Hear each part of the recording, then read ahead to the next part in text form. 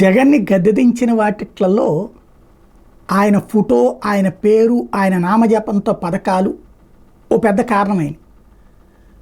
వ్యక్తిగత ఆస్తులలో కూడా జగన్ బొమ్మ పెట్టడం అన్నటువంటిది, వ్యక్తిగత ఆస్తుల రీసర్వేలో కూడా జగన్ పేరుతో స్తంభాలు పెట్టడం అన్నటువంటిది ప్రజలకి తీవ్ర కోపం వచ్చింది, దారుణంగా దెబ్బతీసిన దాంట్లో అంత పడిపోవడానికి కారణాల్లో అదొకటి.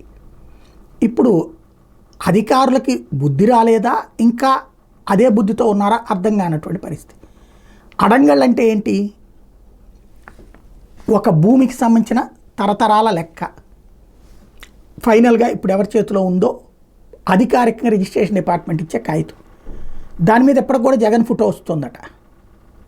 ఇది జరిగిన దాన్ని ఇవాళ ఆంధ్రజ్యోతి హైలైట్ చేసింది.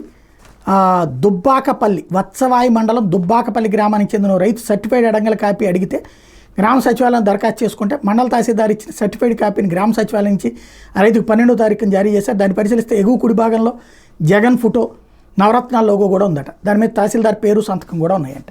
ఏంటి ఈ దరిద్రం? ఇప్పటికైనా దీని మీద ఏంటి టోటల్గా పాస్బుక్ల మీద మారుస్తున్నామన్నారు, అవి ఇవి అన్నీ మార్చాల్సిన అవసరం అయితే ఉంది.